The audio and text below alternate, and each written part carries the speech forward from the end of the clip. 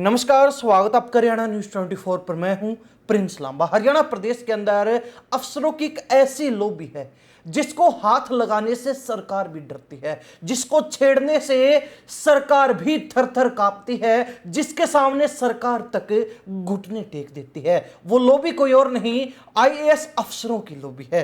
Haryana cadre के अंतर्गत आने वाले तमाम आईएएस अफसर इस लॉबी का हिस्सा हैं। लेकिन इन दिनों हरियाणा प्रदेश की जो आईएएस अफसरों की लॉबी है, इसमें हड़कंप मचा हुआ है, इसमें खलबली मची हुई है। इस लॉबी के अंतर्गत आने वाले तमाम आईएएस अफसरों के पसीने छूट रहे हैं। वो आईएएस अफसर बचते फिर रहे हैं, मारे मारे फिर रहे हैं, छिपते फिर रहे हैं। और यह बात सिर्फ मनगढ़ंत नहीं है, कोई कहानी नहीं है, बल्कि हकीकत है, असलियत है। आपको ध्यान होगा कि कुछ समय पहले हरियाणा प्रदेश के कई महकमों में एक बड़ा वित्तीय घोटाला हुआ था, जिसमें सरकारी धनराशि, सरकारी खजाने के अंतर्गत आने वाला पैसा बैंक द्वारा खुर्द मुर्द कर दिया जाता है। और यह घोटाला छोटा मोटा नहीं, करीब 600 करोड़ रुपए का था। और इस घोटाले के कारण कई सरकारी महकमों के खजाने पर भारी असर पड़ा था और हरियाणा सरकार को मोटा चूना लगा था, मोटा नुकसान उठाना पड़ा था। शुरुआत में इस पूरे मामले की जांच जो है एंटी करप्शन ब्यूरो और हरियाणा विजिलेंस को सौंपी गई थी, लेकिन बाद में यह पूरा मामला सीबीआई को हैंडओवर कर दिया गया। और जब से सीबीआई की इस आईडीएफसी फर्स्ट बैंक घोटाले में 600 करोड़ रुपए की धनराशि वाले घोटाले में एंट्री हुई है, तभी से हरियाणा प्रदेश के अंदर आईएएस अफसरों की धरपकड़ जारी है। एक के बाद एक आईएएस अफसर उठाए जा रहे हैं, गिरफ्तार किए जा रहे हैं, जिससे आईएएस अफसरों में डर का माहौल है, भय का माहौल है। आईएएस अफसर छिपते घूम रहे हैं, मारे मारे फिर रहे हैं। आपको बता दें कि एक के बाद एक हरियाणा प्रदेश के अंदर 3 आईएएस अफसरों को गिरफ्तार किया जा चुका है और कहा जा रहा है कि सीबीआई के द्वारा और अन्य आईएएस अफसर भी गिरफ्तार किए जाएंगे। बहुत जल्द कुछ और नाम गिरफ्तार किए गए आईएएस अधिकारियों के द्वारा उगले जा सकते हैं, जिस आधार पर कईयों का और नंबर लगने वाला है। और यहीं से अंदाजा लगाया जा सकता है कि जिस आईएएस लॉबी को छेड़ने से सरकार भी घबराती थी, उसी आईएएस लॉबी के अंदर आज के दिन हड़कंप मचा है, भारी बवाल मचा हुआ है, जबरदस्त खलबली मची हुई है। हरियाणा प्रदेश में अब तक सीबीआई के द्वारा आईडीएफसी फर्स्ट बैंक के अंतर्गत आने वाले लगभग 600 करोड़ रुपए के इस घोटाले में IAS Pankaj Agarwal, IAS RK Singh यानी कि राम कुमार सिंह और अब जो आईएएस प्रदीप डागर को गिरफ्तार किया जा चुका है और गिरफ्तार करके रिमांड पर लिया जा चुका है। और माना जा रहा है कि कई और अफसर अब इनके बाद नपने वाले हैं, कई और आईएएस अफसरों का अब इनके बाद नंबर लगने वाला है। हरियाणा के बहुचर्चित आईडीएफसी फर्स्ट बैंक घोटाले में सीबीआई ने बड़ी कार्रवाई करते हुए बीती शाम आईएएस अधिकारी प्रदीप कुमार डागर को गिरफ्तार किया था, जिसके बाद रात को ही उनको पंचकुला की विशेष अदालत में पेश किया गया और सीबीआई द्वारा पूछताछ के लिए 2 दिन का रिमांड भी ले लिया गया। आईएएस अधिकारी प्रदीप डागर से पूछताछ में दूसरे आईएएस अफसरों के नाम का भी खुलासा हो सकता है, जो इस लगभग 600 करोड़ रुपए के घोटाले में शामिल हैं, संलिप्त है, या फिर जिन भी आईएएस अधिकारियों का इस मामले से किसी भी तरीके से कोई कनेक्शन है, कोई लिंक है। सरकार ने डागर को 8 अप्रैल 2026 को ही सस्पेंड कर दिया था। उस समय वे हरियाणा राज्य प्रदूषण नियंत्रण बोर्ड HSPCB के सदस्य थे।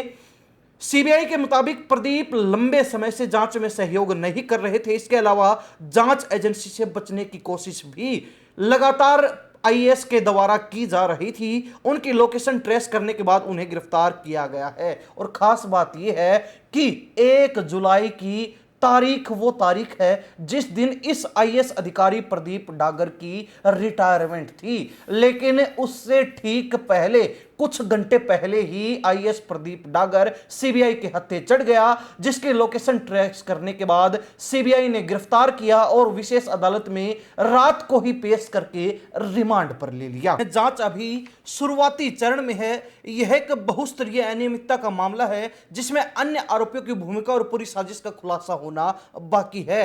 हिरासत में पूछताछ के जरिए सरकारी धन के कथित गबन की राशि, अंतिम लाभार्थियों, खरीदी गई संपत्तियों और सोने जैसी संपत्तियों का पता लगाया जाना है। आरोपी का सामना बैंक रिकॉर्ड, आधिकारिक फाइलों, नोटशीट, डिजिटल साक्ष्यों और व्हाट्सएप चैट सहित अन्य दस्तावेजी साक्ष्यों से कराया जाना भी आवश्यक है। सीबीआई ने यह भी आरोप लगाया है कि आरोपी पहले जांच में सहयोग नहीं कर रहा था और एक बार सीबीआई कैंप कार्यालय छोड़ने के बाद उसका फोन भी बंद हो गया था। वहीं सीबीआई का कहना है कि भ्रष्टाचार निवारण अधिनियम की धारा 17A के तहत जांच के लिए हरियाणा सरकार से आवश्यक पूर्व अनुमति पहले ही प्राप्त की जा चुकी है। यानी कि सीधे सीधे कहें तो हरियाणा सरकार ने मामले की शुरुआती जांच एसीबी से करवाई थी, जिसके बाद ही यह पूरा मामला सीबीआई को सौंपा गया था और सीबीआई पहले ही हरियाणा सरकार से यह अनुमति ले चुकी है कि अगर इस पूरे घोटाले में किसी भी आईएएस अधिकारी या फिर किसी अन्य अफसर की थोड़ी बहुत भी संलिप्तता, छोटा मोटा कनेक्शन भी अगर मिलता है तो उसकी गिरफ्तारी की पहले ही परमिशन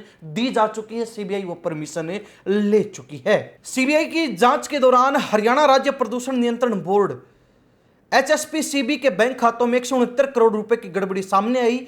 इस मामले में पुलिस ने एक डाटा एंट्री ऑपरेटर को गिरफ्तार किया था, जिसने बताया कि एक आईएएस अफसर के कहने पर यह पैसा चंडीगढ़ सेक्टर 32 स्थित आईडीएफसी फर्स्ट बैंक शाखा में ट्रांसफर हुआ था। प्रमोटी आईएएस अधिकारी प्रदीप डागर अगस्त 2022 से दिसंबर 2025 तक इस महकमे के मेंबर सचिव रहे हैं और इस महकमे के मेंबर सचिव रहने के बाद जब यह घोटाला सामने निकल कर आया तो इस मामले में आईएएस प्रदीप डागर फंस चुके हैं। हालांकि सीबीआई का यह भी कहना है कि यह जो पूरा बैंक घोटाला हुआ है उसमें अगर किसी एक सरकारी महकमे का सबसे ज्यादा पैसा डूबा है, अगर किसी एक महकमे को सबसे बड़ा सरकारी खजाना अगर अपना लुटाना पड़ा है तो वो यही हरियाणा राज्य प्रदूषण नियंत्रण बोर्ड है, जिसके 169 करोड़ रुपए डूबे हैं इस घोटाले में साफ कर दिए गए हैं। हालांकि इस पूरे घोटाले के अंदर हरियाणा सरकार के 8 विभागों के करीब 504 करोड़ रुपए फर्जी एफडी और सेल कंपनियों के जरिए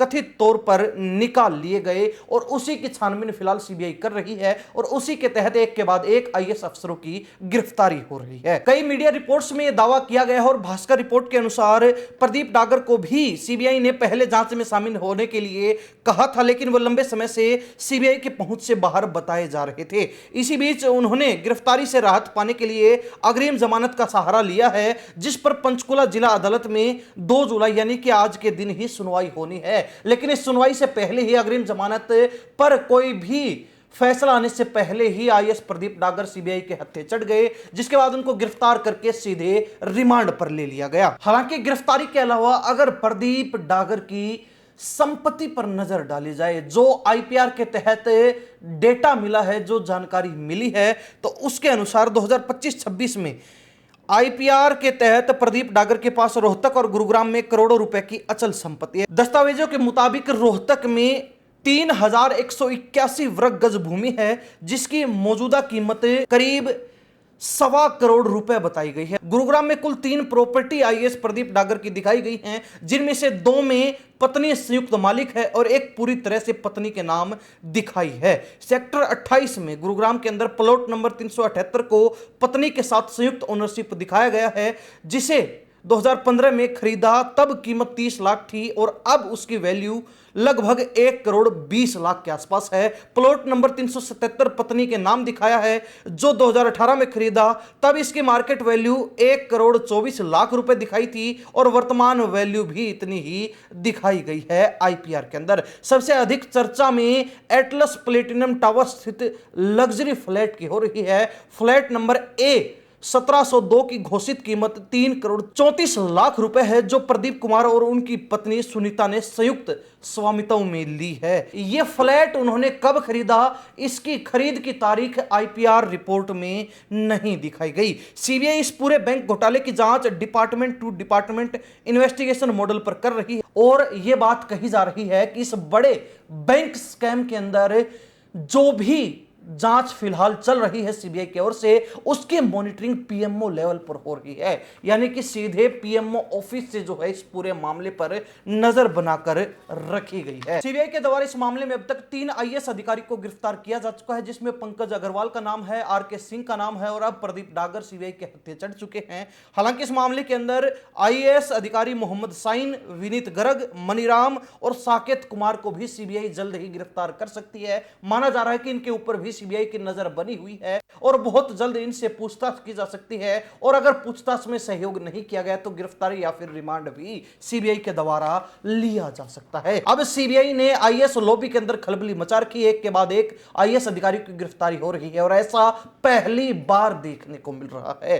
तो इससे कहीं ना कहीं साफ है कि आईएएस लॉबी में फिलहाल डर का माहौल है और हरियाणा सरकार भी किसी सूरत में नहीं चाहती कि इस बड़े बैंक घोटाले में, जिसमें हरियाणा सरकार को मोटा चूना लगा दिया गया, इसमें कोई भी अधिकारी, चाहे वो आईएएस हो या फिर कोई अन्य रैंक पर हो, वो शामिल है तो उसको बख्शा जाए, उसको छोड़ा जाए। जो भी इसमें शामिल है एक के बाद एक सीबीआई के हत्थे चढ़ रहे हैं, सीबीआई उनको उठा रही है, उनकी गिरफ्तारियां हो रही हैं। 3 आईएएस अफसर गिरफ्तार किए जा चुके हैं और माना जा रहा है कि अन्य की भी बहुत जल्द गिरफ्तारी हो सकती है। कईयों के और नाम बहुत जल्द इन आईएएस अधिकारियों के द्वारा पूछताछ में उगले जा सकते हैं। हरियाणा प्रदेश के जनता इस पूरे घटनाक्रम को लेकर, पूरे मामले को लेकर, सीबीआई की जो जांच चल रही है और आईएएस लॉबी में जो खलबली, जो तहलका मचा हुआ है, उसको लेकर क्या प्रतिक्रिया रखते हैं, कमेंट के माध्यम से जरूर लिखिए। इन्हीं सब बातों के साथ मैं प्रिंस लांबा, हरियाणा न्यूज 24। नमस्कार, जय हिंद।